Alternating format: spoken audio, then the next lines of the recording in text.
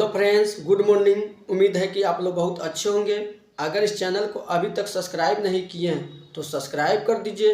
अगर आपको त्रिभुजों की संख्या काउंटिंग करने में दिक्कत होती है तो इस वीडियो को ज़रूर देखें। चलिए इस वीडियो को शुरू करते हैं। यहाँ पर पहला प्रश्न है, आकृति में त्रिभुजों की संख्या कितनी होगी। आकृति में त्रिभुजों की संख्या कितनी होगी। तो इसके लिए शॉर्ट ट्रिक है कि खंड के नीचे हम एक, पहला खंड है तो एक लिख देंगे, ये दूसरा खंड है एक दो, दूसरा खंड है तो दो लिख देंगे और दोनों संख्याओं को जोड़ देंगे तो एक का दो मिलकर तीन होगा। यानी त्रिभुजों की संख्या यहाँ पर तीन होगा। बताते हैं कैसे। यहाँ पर एक त्रिभुज ऐसे बनेगा, दूसरा त्रिभुज ऐसे बनेगा और एक 12 वाला त्रिभुज बनेगा। टोटल त्रिभुजों की संख्या तीन होगा। समझ में आ गया हो। तो यहाँ पर भी, यहाँ पर आकृति के नीचे एक लिख देंगे, पहला खंड है तो ये दूसरा खंड है तो दो लिख देंगे, तीसरा खंड है तीन लिख देंगे, ये चौथा खंड है तो चार लिख देंगे और सभी को जोड़ देंगे। यहाँ पर जोड़ के चिन्ह देंगे, सभी को जोड़ देंगे तो जोड़ने में कितना आएगा, एक दो तीन, तीन तीन छः, छः चार 10। यानी यहाँ पर त्रिभुजों की संख्या इस आकृति में कितनी होगी, 10 होगी। बताते हैं कैसे। एक त्रिभुज तो ऐसे बन जाएगा, इस तरह 1 2 3 4 त्रिभुज बन गया, यहाँ तो कोई दिक्कत नहीं होगा। और एक त्रिभुज ऐसे बनेगा तो कितना त्रिभुज होगा, 5 गो त्रिभुज होगा। एक त्रिभुज ऐसे बनेगा, 6 गो त्रिभुज होगा और एक त्रिभुज ऐसे बनेगा तो 7 गो त्रिभुज हो गया। 7 गो त्रिभुज हो गया, यहाँ तक कोई दिक्कत नहीं होगा। एक त्रिभुज ऐसे बनेगा 12 वाला, इससे 12 तो 8 गो त्रिभुज हुआ। एक त्रिभुज ऐसे बनेगा तो 9 गो त्रिभुज हुआ। एक 12 वाला त्रिभुज बनेगा। टोटल त्रिभुजों की संख्या कितना हुआ, 10 हो गया। समझ में आ गया। उसी प्रकार इस आकृति में त्रिभुजों की संख्या कितना होगा तो ध्यान से समझिएगा।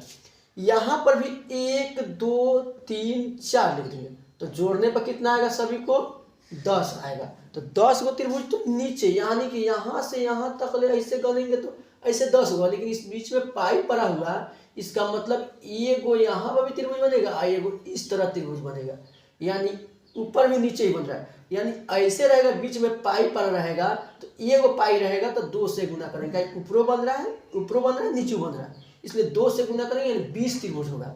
कैसे, एक त्रिभुज तो ऐसे बनेगा, एगो, दूगो, फिर 3, फिर 4, फिर यहाँ तक बनेगा 5, फिर यहाँ तक बनेगा 6, यहाँ तक बनेगा 7, फिर यहाँ तक पूरा बनेगा 8 और फिर यहाँ तक 9, एक यहाँ तक 12 वाला 10। उसी प्रकार नीचे ही बनेगा 1, ऐसे 2, फिर यहाँ बनेगा 3, यहाँ बनेगा 4, यहाँ पर 5 और ये 6, ये 7 और यहाँ तक 8 और फिर यहाँ तक 9, एक 12 वाला 10। तो 10 10 बीच, यानी बीच में जैगो पाई रहेगा इससे पड़ा हुआ उतना से मल्टीप्लाई कर देंगे। तो खंड के हिसाब से एक ऊपर खंड बन रहा है, एक नीचे खंड बन रहा है, 2 गो खंड ऊपर नीचे है इसलिए 2 से मल्टीप्लाई। कहीं एक और पाई पड़ा रहता तो 1 2 3 गो खंड हो जाता, 3 से मल्टीप्लाई करते। समझ में आ गया। यानी इस आकृति में त्रिभुजों की संख्या टोटल कितना होगा, 20 होगा। और इसमें कितना बनेगा, इस आकृति में त्रिभुजों की संख्या कितना बने, ध्यान से समझिएगा। यहाँ पर इस तरह खंड के काउंट करेंगे, 1 2 3 4 और ये 4 गो खंड है, 4 में 2 से मल्टीप्लाई करेंगे यानी 8 होगा। यानी ए वर्ग में त्रिभुजों की संख्या 8 होगा। कैसे होगा तो ध्यान समझिएगा।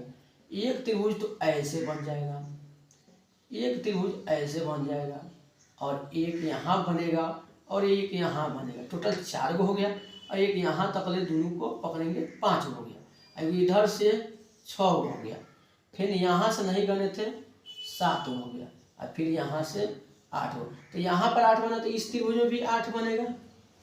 समझ में आ गया होगा। और उसके बाद यहाँ पर बताए थे ऐसे रहेगा तो कितना बनेगा, 3 बनेगा।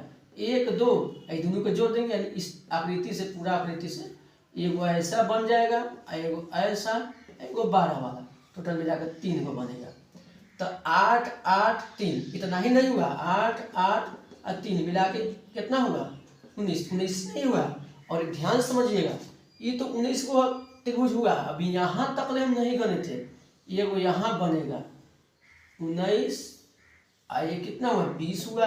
एक ऊपर से भी ऐसे बनेगा, ऊपर से टोटल कितना हो जाएगा, टोटल त्रिभुजों की संख्या 21 हो जाएगा। इस आकृति में त्रिभुजों की संख्या 21 हो गया।